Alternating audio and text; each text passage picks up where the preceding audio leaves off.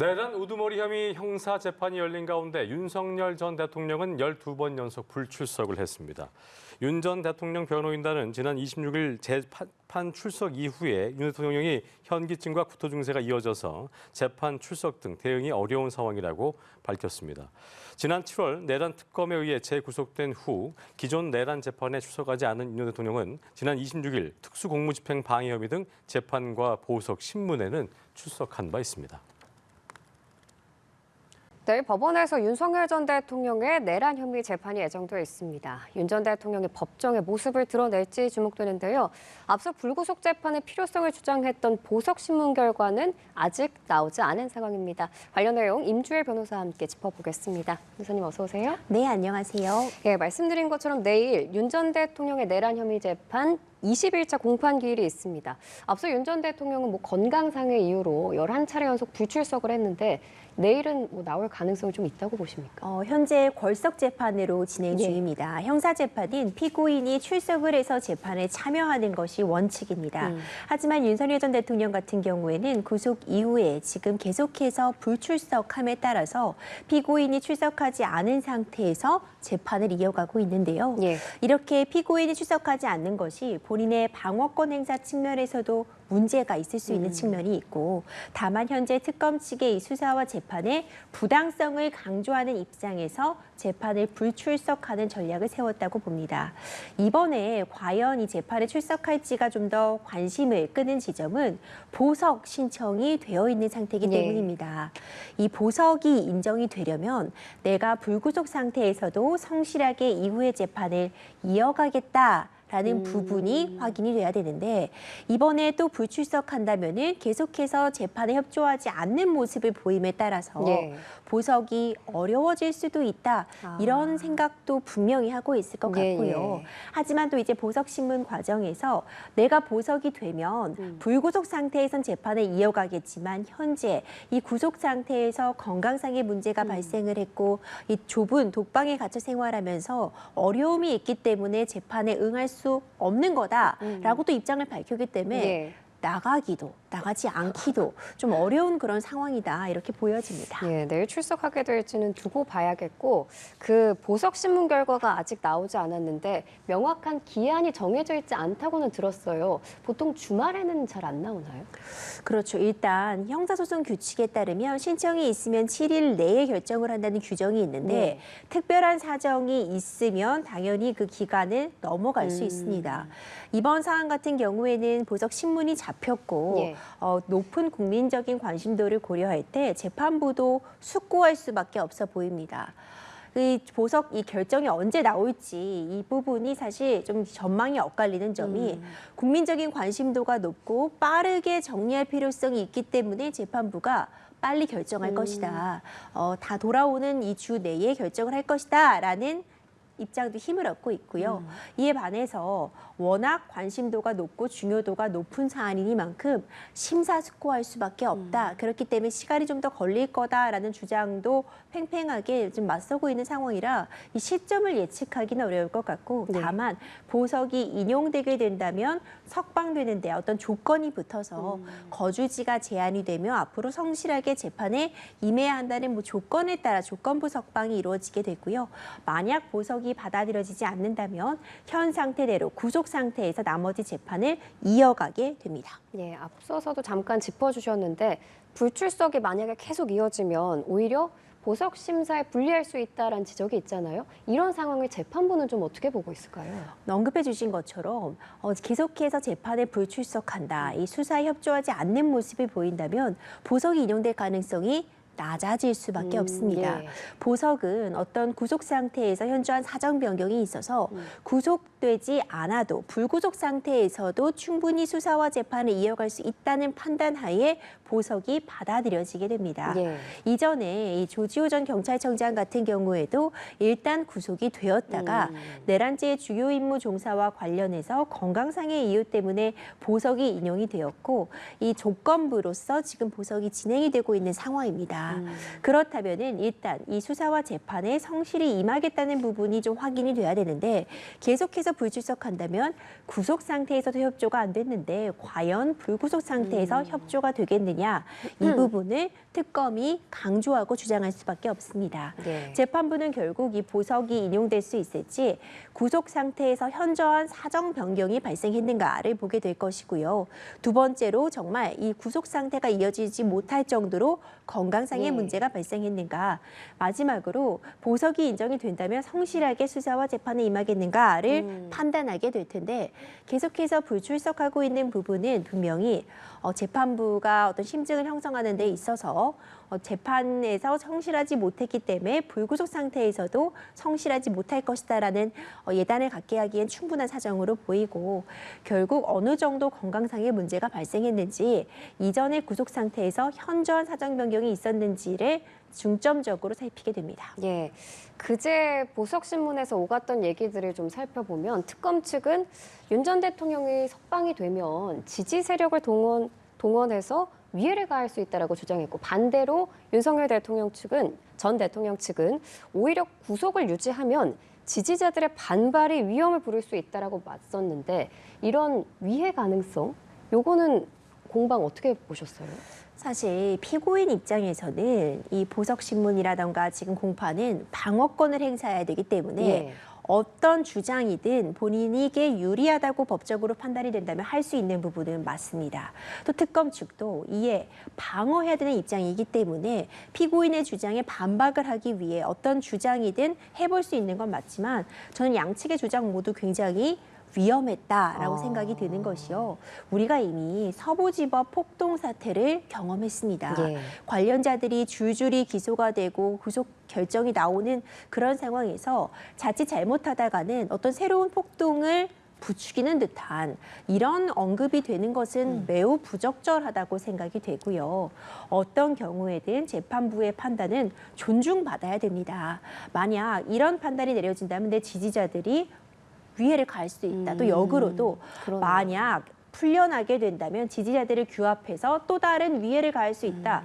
양측이 이렇게 법적으로 명백하게 허용이 되지 않는 부분, 폭력과 관련된 부분을 마치 부추기는 듯한 주장은 만약 나를 어떻게 하지 않으면은 폭력이 일어날 수도 있다라는 가정적인 주장이었겠지만 국민들에게는 너무나도 공포심 그리고 어떤 안정상의 질서를 유지시키지 못할 수도 있는 좀 위험한 주장이 아니었나 이 부분은 좀 안타깝습니다. 예, 내일은 윤 전 대통령의 내란 혐의 재판이 있는 거고 또 모레는 특검이 그 외환 혐의와 관련해서 출석을 통보했는데 아직 그 변호사 선임계도 제출이 되지 않았다고 해요. 뭐 변호사를 구하기 좀 어려운 걸까요? 이 출석에 응할 가능성은 어떻게 보세요? 현재로서는 아마도 지금 다른 내란주 형사재판이라던가 특수공무집행 방해 등을 담당하고 있는 그런 변호사들이 다시 한번 또 변호를 맡지 않을까 그대로. 그렇죠. 예측은 되지만 예. 일단 뭐 외환 분야에 있어서 전문가 어떤 군사 기밀과 관련된 부분이 있기 때문에 이런 전문 변호사를 지금 구하기 위해 확인하기 위해 시간이 들고 있다라고 예측은 해볼 수 있습니다. 다만 아마도 일단 이 특검 측의 모든 수사와 재판 과정에 현재 협조하지 않고 있고 이에 불응하는 전략 최대한 좀 지연시키고자 하는 의도도 있지 않을까 생각이 되고요. 예.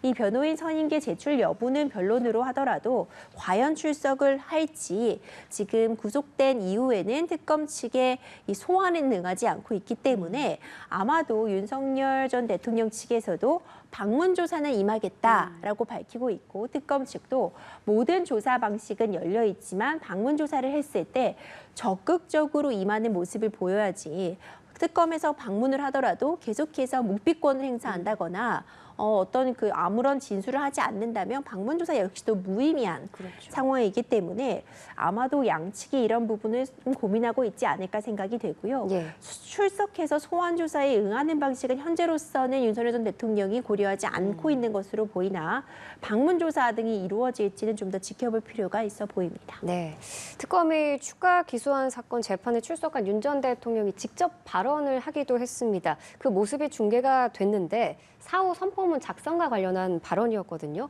사실상 책임은 한덕수 전 총리에게 있다라고 반박한 내용이었는데 앞으로 좀 관건은 뭐가 될 거라고 보시나요? 그렇죠. 한덕수 전 총리 역시 불구속 상태에서 기소가 된 그 부분이 바로 사후에 이 12.3 비상계엄 선포의 정당성을 획득하기 위해서 공문서를 작성을 했다. 사후에 작성했기 예. 때문에 이것이 문제가 되는 부분인데 이것을 한덕수 전 총리가 폐기했다고는 하나 이 자체가 문제가 되는 지점을 지적한 겁니다.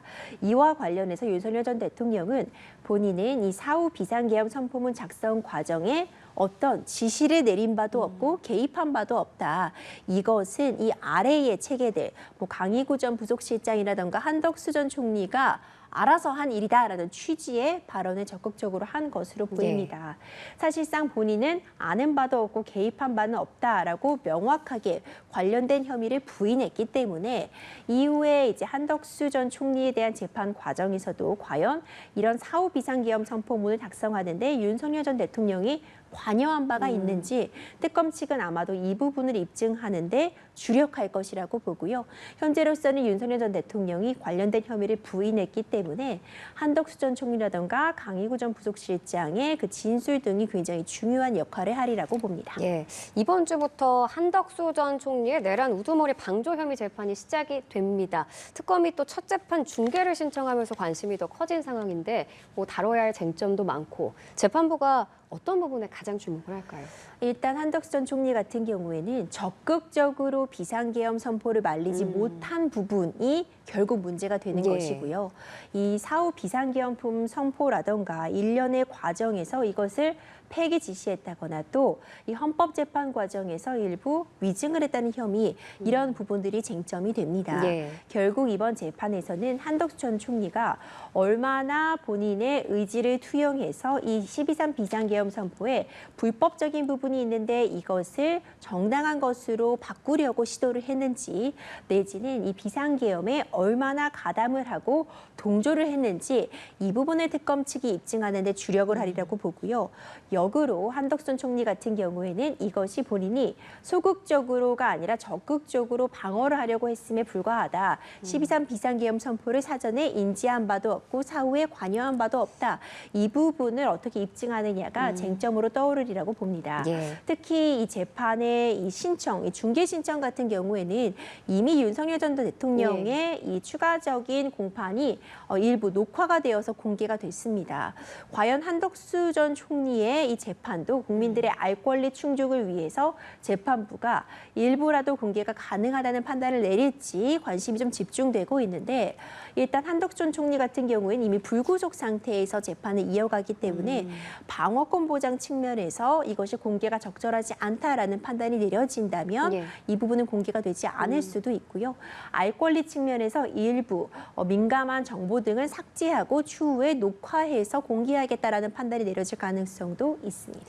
자, 그리고 순직해병 특검 얘기로 좀 넘어가 보겠습니다. 이종섭 전 국방부 장관의 피의자 신분으로 불러서 네 번째 조사를 진행했는데 이 전 장관은 군은 수사권이 없어서 외압 자체가 성립할 수 없다는 입장을 여전히 고수했습니다.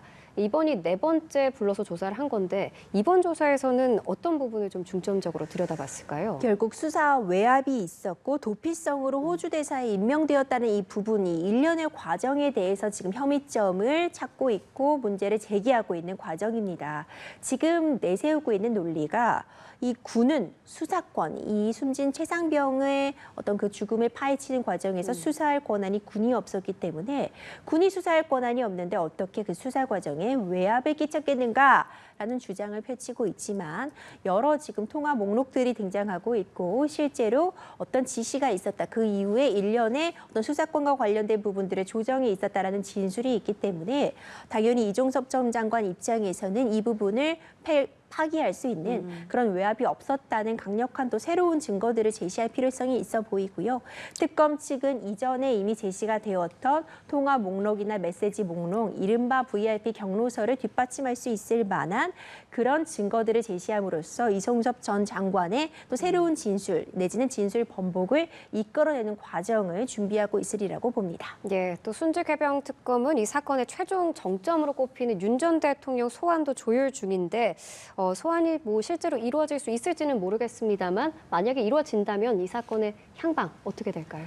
물론 이 최상병 특검 같은 경우에는 최종적으로 윤석열 전 대통령이 어떠한 경로가 있었고 그 경로 때문에 이종섭 전 장관 그리고 그 아래 지휘 체계에서 외압이 있었다는 부분을 규명하려고 하고 있기 때문에 당연히 윤석열 전 대통령에 대한 소환은 시도하리라고 봅니다. 소환에 응할지 여부는 아직 미지수이지만 예. 결국 관련된 증거들을 최대한 모아서 VIP 경로설의 실체 그리고 그 경로 때문에 수사에 외압이 발생했는지 이 부분을 확인하기 위한 소환은 좀 불가피한 선택이 아닐까 싶습니다. 예, 알겠습니다. 오늘 말씀 여기까지 듣겠습니다. 임주혜 변호사와 함께했습니다. 고맙습니다.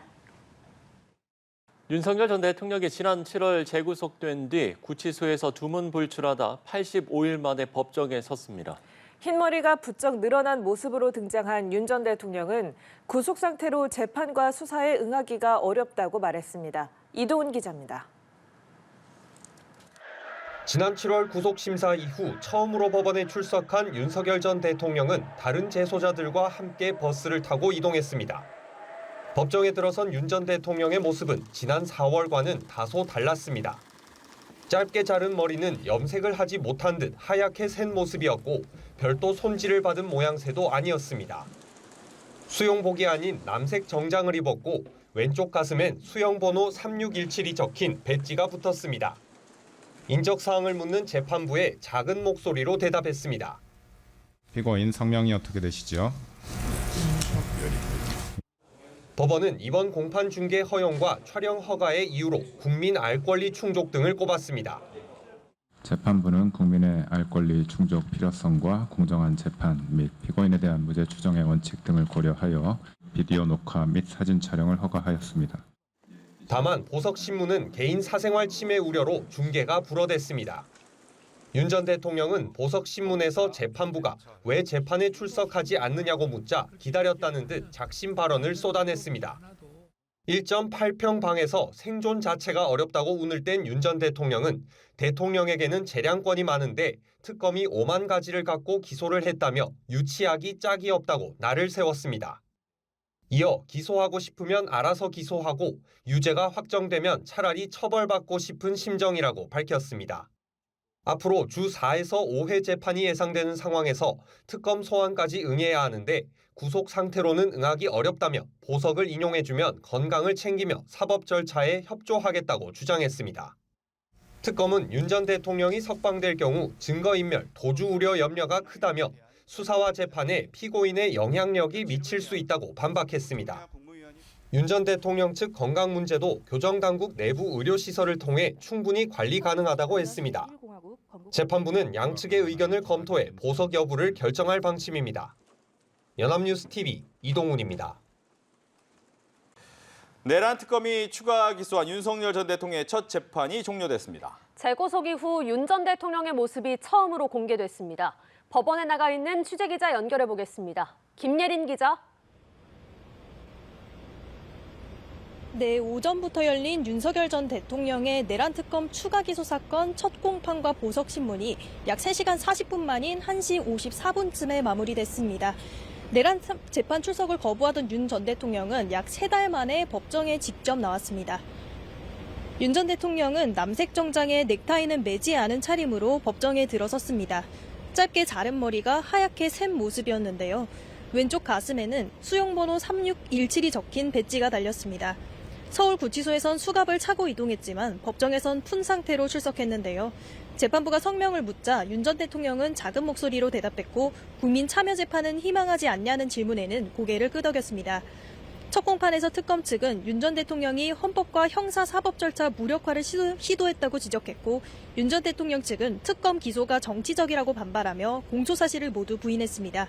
재판부는 1심을 6개월 안에 마치도록 신속 심리 방침을 강조하며 연말까지 공판 기일 15차례를 한꺼번에 지정했습니다. 윤 전 대통령은 오늘 구치소에서 법원으로 이동하며 다른 재소자들과 함께 법무부 호송버스를 탔는데요. 지난 재판 출석 때까지 따로 제공됐던 호송차 지원이 중단된 것입니다. 네, 오늘 법정에서 치열한 공방이 벌어졌는데요. 윤 전 대통령이 보석 신문에서 직접 입장을 밝혔다고요. 네, 재판부는 윤 전 대통령을 향해 재구속된 이후에 내란 재판에 출석하지 않는 이유를 물었는데요. 윤 전 대통령은 구속 이후 1.8평짜리 방 안에서 살아남는 것 자체가 힘들었다며 입을 열고 약 20분간 직접 발언을 이어갔습니다. 윤 전 대통령은 불구속 상태일 땐 출석하지 않으면 구속되니 열심히 나왔지만 구속되면 자신이 없어도 재판이 가능하니 나올 필요가 없다고 말했습니다. 또 특검이 자신은 알지도 못하는 증인을 재판에 불러 시간을 끌고 있고 특검에 출석할 당시 조서 자체도 이상했다며 앞으로는 진술을 거부해야겠다고 생각했다고 밝혔는데요. 특검 기소로 앞으로 주 4, 5회 재판을 하게 되면 구속 상태에선 응하기가 굉장히 힘들다고 주장했습니다. 기소된 사건을 두고 전직 대통령에 대해 기소할 건이라고 지적하기도 했는데요. 대통령은 많은 재량권을 갖고 일한다며 유치하기 짝이 없다고 발언했습니다. 또 자신은 불구속 상태에서 협조하지 않은 것은 없다며 사법 절차에 적극 협조할 수 있는 여건이 필요해 보석을 청구한 것이라고 주장했습니다. 재판부는 오늘 신문 내용을 검토한 뒤 보석 허가 여부를 결정할 예정입니다. 오늘 윤 전 대통령 재판은 중계가 허용됐죠? 네, 오늘 재판은 첫 공판 시작부터 종료까지 전 과정이 공개될 예정입니다. 재판부는 국민의 알 권리를 충족할 필요성이 있고 공정한 재판과 무죄 추정의 원칙을 고려해 특검의 중계 신청을 일부 허가했다고 설명했습니다. 다만 보석신문은 촬영이 허용되지 않았는데요. 재판부는 공인이라도 내밀한 신상 정보를 공개범위라 볼 수 없고 공소사실과 관련 없는 질병 등의 사생활 내용이 보석신문에 포함될 수 있어 중계를 허가하지 않을 사유가 있다고 밝혔습니다. 선고가 아닌 1심 공판기일 중계가 허용된 건 이번이 처음입니다. 다만 실시간 중계가 아니라 앞선 윤 전 대통령 탄핵 심판과 같이 녹화 영상물을 공개하는 방식인데요. 법원이 전체 재판을 별도로 촬영해 개인정보가 담긴 음성을 편집한 뒤 촬영본은 인터넷을 통해 공개할 예정입니다. 지금까지 서울중앙지법에서 연합뉴스TV 김예린입니다.